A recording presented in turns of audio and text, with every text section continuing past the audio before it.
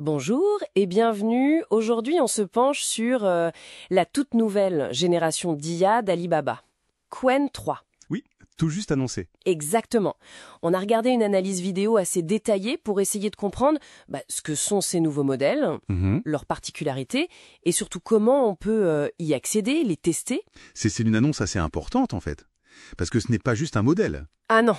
Non, c'est carrément une famille de 8 modèles. Et certains sont assez costauds, avec une architecture spécifique, MOE, Mixture of Experts. D'accord, 8 modèles. Et le truc vraiment clé, c'est qu'ils sont tous disponibles en open source. Licence Apache 2.0. Ah oui, ça c'est pas anodin, l'open source à ce niveau. Absolument. Donc 8 modèles, tu disais qu'il y en a des gros en MOE. Oui, 2 principaux. Un vraiment géant, Qwen 3, 235B, 235 milliards de paramètres. Waouh. Bon, en réalité, seulement 22 milliards sont activés à chaque fois. Grâce au MOE, justement.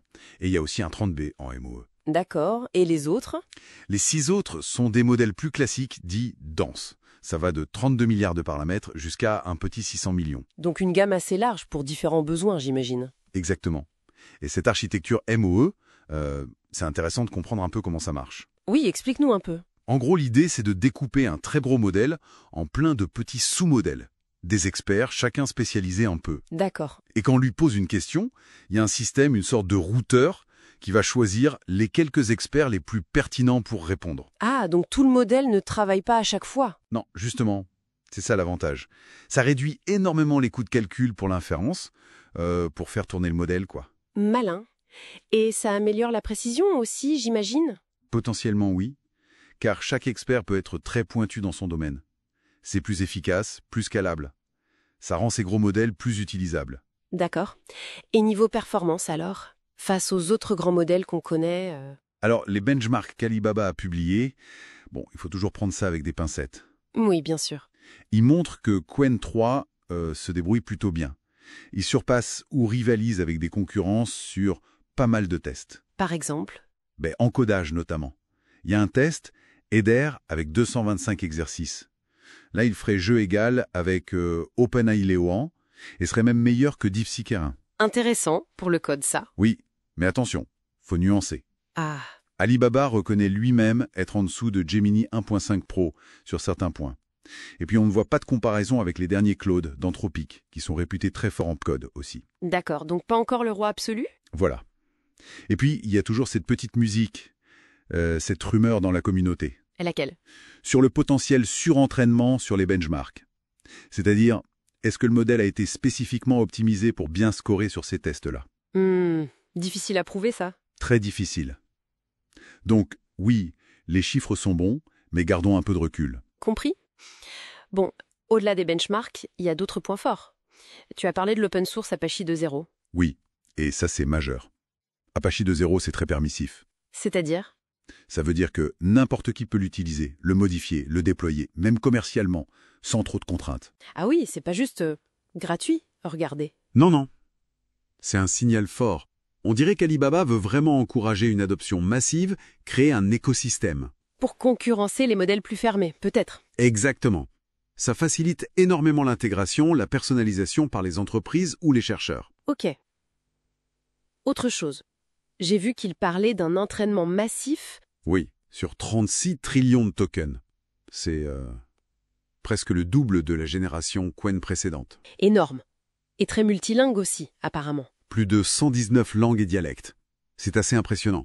Et il y a ce concept de hybrid thinking. Ça m'a intrigué. Ah oui, le hybrid thinking. C'est, comment dire, la capacité du modèle à choisir sa méthode de réponse. C'est-à-dire? Si la question est simple, il donne une réponse rapide, directe. Si c'est complexe, il peut passer en mode raisonnement étape par étape, plus lent mais plus approfondi. Une sorte d'adaptation à la difficulté? Voilà, c'est ça.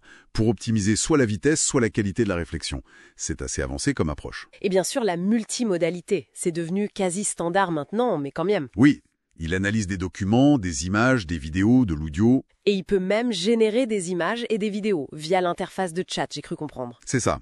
Donc très polyvalent sur les types de contenus. Et tout ça, accessible gratuitement. Pour l'instant, en tout cas. Oui, ce qui est quand même un sacré avantage pour se faire une idée. Carrément.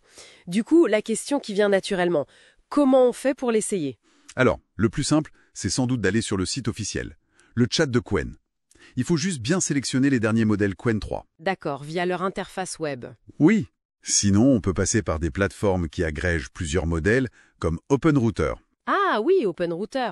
Ils proposent les modèles Qwen 3 gratuits. Là, il faut juste créer un compte et obtenir une clé API. Attention avec ces clés API, hein. Faut la sauvegarder tout de suite, elle est unique. Exactement, on ne la voit qu'une fois. Mais une fois qu'on a cette clé, On peut l'intégrer ailleurs. oui. Par exemple, les développeurs peuvent l'utiliser dans VS Code avec certaines extensions comme Cline ou RuCode. Ah, pratique ça. Oui, dans les paramètres de l'extension, on choisit OpenRouter comme fournisseur, on colle la clé API, on sélectionne le modèle Qwen 3 gratuit, et hop, Et ça marche pour les différentes fonctions de ces extensions? a priori oui. Pour le mode plan ou act de Cline, et pour RuCode en créant un profil. C'est assez similaire. D'accord. Par contre, j'ai noté un petit bémol dans l'analyse qu'on a vue. Ah oui? Il semblerait que via cette méthode, OpenRouter et l'extension Cline, l'analyse d'image ne fonctionnait pas au moment du test. Ok, c'est bon à savoir.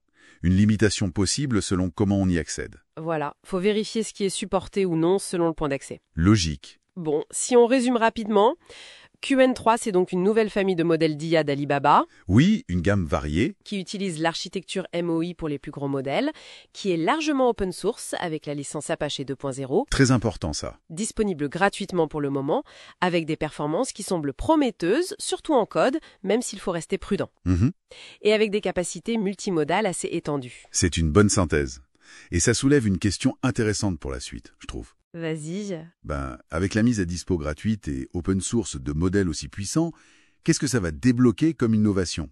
Ah oui. Et comment ça pourrait potentiellement redistribuer un peu les cartes entre les géants du LIA qu'on connaît bien, et puis tout l'écosystème open source ou les nouveaux acteurs qui peuvent s'en emparer? C'est vrai que ça pourrait accélérer pas mal de choses en dehors des labos des GAFAM, éco. Exactement. C'est une dynamique vraiment fascinante à observer dans les mois et années qui viennent.